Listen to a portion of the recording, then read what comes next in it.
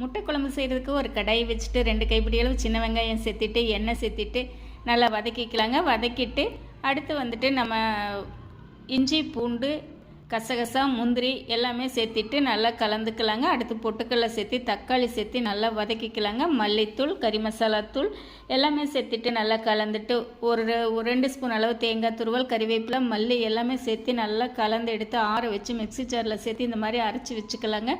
குழம்பு செய்கிறதுக்கு ஒரு கடாய் வச்சு எண்ணெய் விட்டுட்டு பட்டை வகைகள் சேர்த்து சின்ன வெங்காயம் சேர்த்து நல்லா வதங்கினதுக்கப்புறம் நம்ம அரைச்ச மசாலா சேர்த்துட்டு மஞ்சள் தூள் மிளகாய்த்தூள் கரம் மசாலா ஒரு 2 கறிவேப்பிலையை பிச்சு போட்டு மசாலாவை கலக்கி விட்டு ஒரு மூடி போட்டு நல்லா இந்த மாதிரி எண்ணெய் பிரிஞ்சு வர வரைக்கும் வதக்கி விட்டுட்டு தேவையான அளவு உப்பும் தேவையான அளவு தண்ணியை சேர்த்து குழம்பு இந்த அளவுக்கு வந்ததுக்கப்புறம் நம்ம வேக வச்சுருக்கிற முட்டையை சேர்த்திட்டு நல்லா கலந்து விட்டு ஒரு 5 நிமிஷம் விட்டு எடுத்தோம் அப்படின்னா மேலாப்பில் மல்லித்தலை தூவி எடுத்தால் நம்மளுக்கு சுவையான முட்டை குழம்பு ரெடி. உடனே செஞ்சு பாருங்கள், அம்புட்டு ருசி.